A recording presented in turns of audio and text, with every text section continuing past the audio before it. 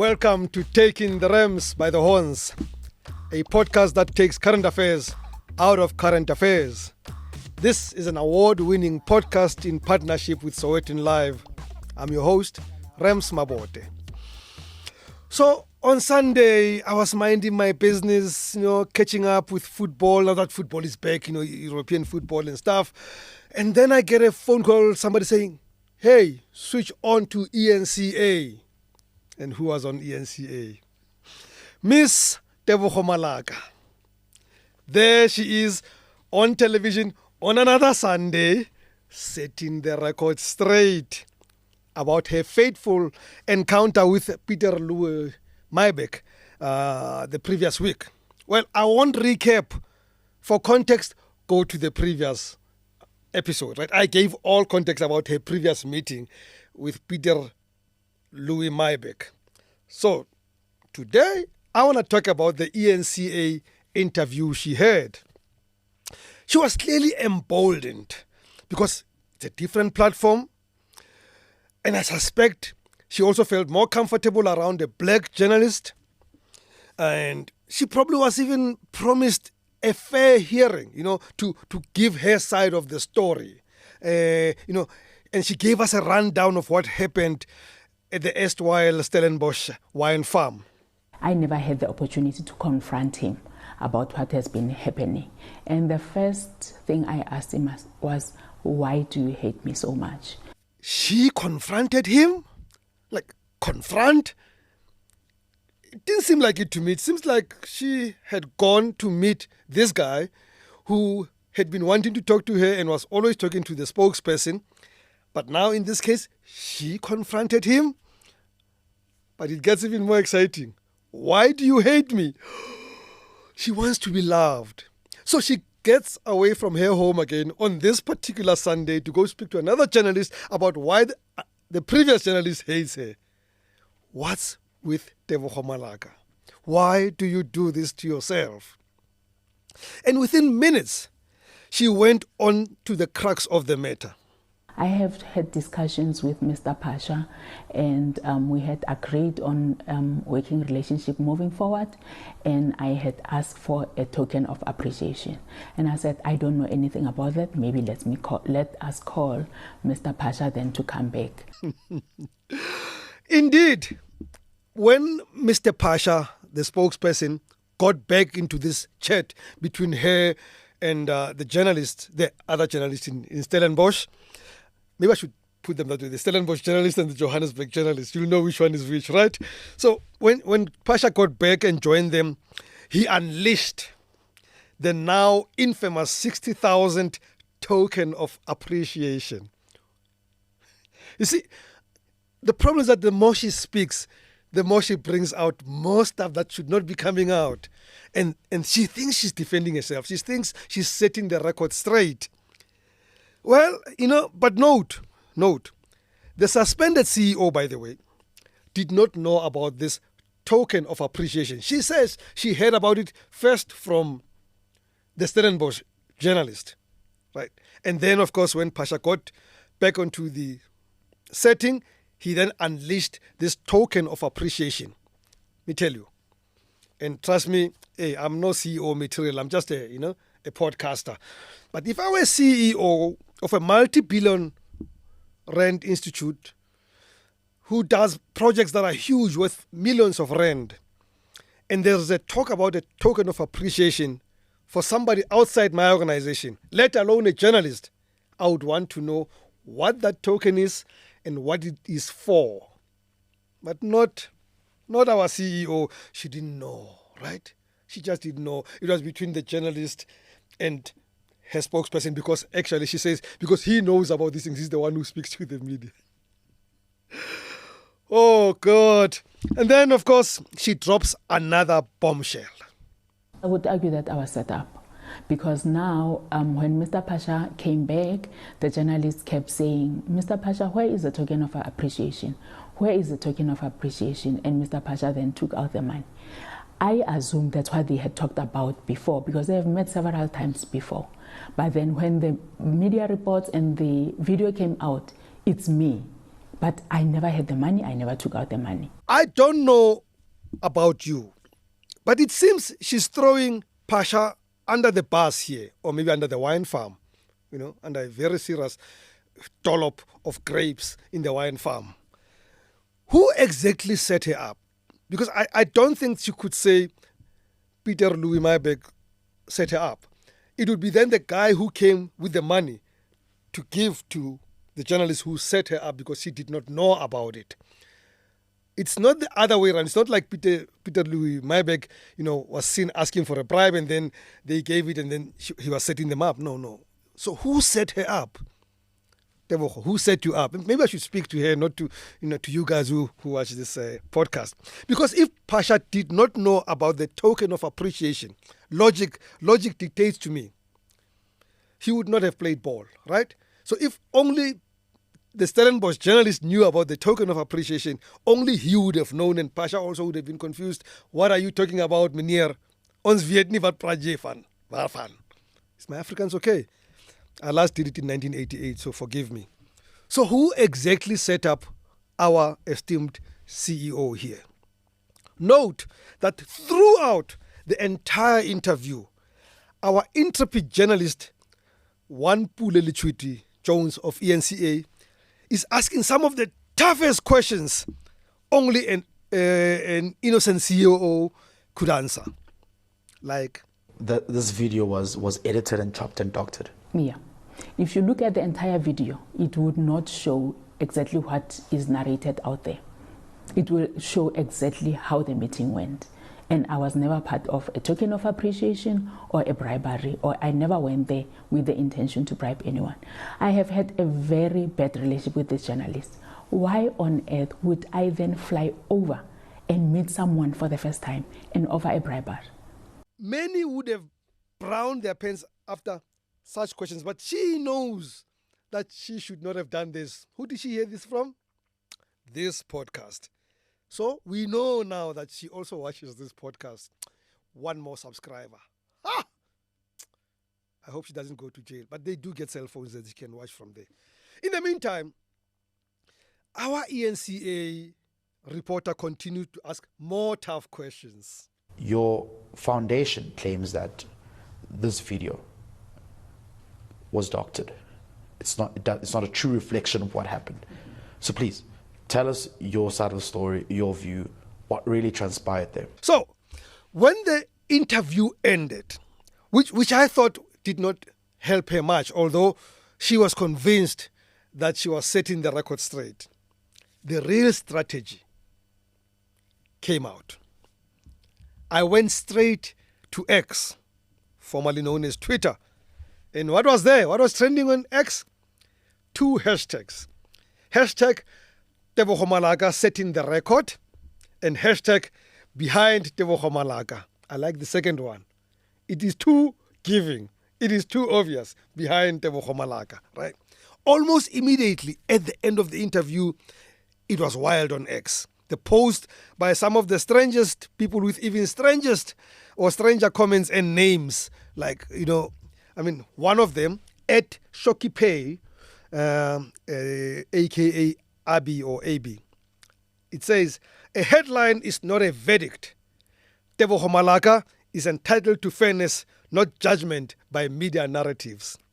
Whenever you hear the word narrative, you must know something is happening here. People who use that word is because they can't use the right words that need to be used for whatever that needs to be said. And then I went to check Shokipay. I thought maybe I should find out because Shokipay does not have a proper name and I don't know whether they are a he or a she. I went to check previous tweets or posts. Most of them are about KFC. Yes, Kentucky Fried Chicken, dunked wings, and somewhere a singer called Azudi, I don't know, Azuredi, I don't know how to pronounce these names. But I think Shokipay is more connected with KFC matters than media issues. But anyway, Shokipay posted. And then there was Manyangila, a.k.a. Blossom. I like these names. Manyangila says, social media noise is not evidence. TEBOGO MALAKA has been consistent in her stance. she has been consistent in denying what has been said about her. Let's move on. Owarafela, I like this one most. I mean, it's a beautiful name, Owarafela, aka 333. Quote, the actions being taken against her are unquestionably unjust. We expressed our full support for her. I have often wondered, why do people post and say we when they're writing in their personal capacity? Who's we in this case? Do you follow the drift here? Why would it be we when it's you saying this? And if it's we, tell us then who we are, right? I mean, there's only one person who speaks in the we format. It's Floyd Shibambu. And I suspect because he's so big, he thinks of him as a we. But this royal we thing, I don't understand. So Owarafela saying we, I don't know who Owarafela is referring to in this case. And then there was Arehone, a.k.a. Arehone M4. And I quote, we live in a country where women in leadership are torn down with edited clips. Oh, now it's about women in leadership. Ah, I see. I'm sure at this point, a number of women in leadership are gnashing their teeth and trembling because they're next, right? Arehone, right? This was too obvious, guys. Followed by Brownie Baby. Baby it's a Babiey, a.k.a. chocolate. That's my favorite now. This is my favorite post of all the posts. And I quote it. When a person says, I did not know, I did not do this, why do we insist on twisting it? Malaka has spoken. What do you mean? What do you mean? You cannot say this. So the fact that she has spoken, that's it? Like, we should take it? It's gospel truth? No, it doesn't work that way. The fact that she has spoken does not mean she has to be left alone. It does not work that way. Come on, fellows. That's not how it works. So in short, her word is final, right? Nobody should ask her any more questions, which probably explains why our journalists from the ENCA, did I say CNA? I'm showing my age. ENCA was not asking tough questions, right? Because maybe she has spoken and therefore nobody else should ask questions. There was another tweet by somebody called Nova_Circuit 7, aka Nova. And I quote, social media loves a scandal, but not every trending story is the truth. TEBOGO Malaka has set the record straight. I did not walk away from the interview with ENCA feeling that the record was set straight. In fact, I got more confused by that interview. I said to myself, one, why would you go back and give another interview when the previous one got you into trouble? You are already facing a possible criminal charge for allegedly offering a bribe. And I say allegedly because it has to go to a court of law, right? Which lawyer, if you're working with a lawyer, TEBOGO, would allow you to go and do yet another interview? What did you think the end game was here? Or yet again, you thought because you were appealing to this journalist now from ENCA that they would be kinder to you. Well, I actually think that they led you on because they asked you the softest of questions so that you just tell your story and walk away feeling that Bachelile. No, you didn't. You did not, in one way or another, disprove what Peter Louis Maybeck is accusing you of. You did not refute anything. You may deny, but denial is not refutal. Please check the dictionary. Even Google will show you. They are not the same thing. You did not refute the allegations that were made about you. Instead, what you did, you went onto this interview, you set up the Arehone, the Warafelas, the Nova Circuits, and went on the Bell Pottinger Gupta strategy. That we're going to do this and then we're going to flood social media with our people, whether they're real or they're bots, we don't know, and therefore they will speak for us. Well, it was only those people who spoke for you, TEBOGO. There are many other people that are not speaking for you, and there's one place that is waiting for you. It's a court of law.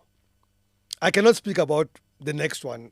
And as a human being, I obviously, honestly, and I mean honestly, hope that from the court of law you don't progress to Minister Groeneval's department, correctional services. I pray for you it doesn't get there. But here's my advice. I gave you unsolicited advice last week. I'm giving you another solicited advice. Stay away from the media and prepare your defense strategy legally. Spin is not legal defense, if you call this spin, by the way, because it's not even spin. I mean, again, is this a family trust again advising you to do this? Because I'm sure they would not have been happy. In fact, no, actually. Maybe they are the family trust. These guys were posting these tweets. Maybe actually is the family trust. Okay. So, here's the verdict as I conclude. Well, the verdict is more questions than stuff, but why go on a media campaign now? Especially if you're not coming up with something new to show that Daily Maverick and Peter Louis Maybeck are lying or mistaken or omitted something. There are many stories happening as we speak. The silent dialogue, the Proteas choking again, Dricus losing because Trump is no longer with him, Sundowns finding a 58th supporter in the referee. You could have just said quiet. There are many things people were talking about. You decided, no, I have to be in the news myself too. Isn't it curious to you that you couldn't find Pasha when he went away during your conversation with the journalist? But it took Peter Louis Maybeck one call to locate him. I mean, your Olivia Pope, that's Pasha, disappears from you and a journalist finds him with one phone call? Nah, my sister. No. Look, I'm sure there are many people, at least 8 of them on Twitter or X, that are convinced you are right. I am not convinced you are right. I am not convinced by your story. The game is simple. I know the game you're playing. Discredit the media and hopefully turn the sentiment, right? We have seen it before. 3 brothers from some small town in India came here, took over the country, and then started discrediting the media using the same strategy. But they had more money. They had millions of bots doing this thing. You can't bring us 8. That's not enough. You need a bigger budget to do something like that and then flee the country. What are you going to do after this? What's the next thing? Well, they say when you find yourself in hell, keep walking. Well, you did not. You danced in the fire. Now you're burning. I am sorry for you. This was not a good strategy. I advise you once again, relax, stay home, and read The Sweetest Taboo. It's much better than any trouble you can get yourself into. From me, Rems Mabote, goodbye and God bless.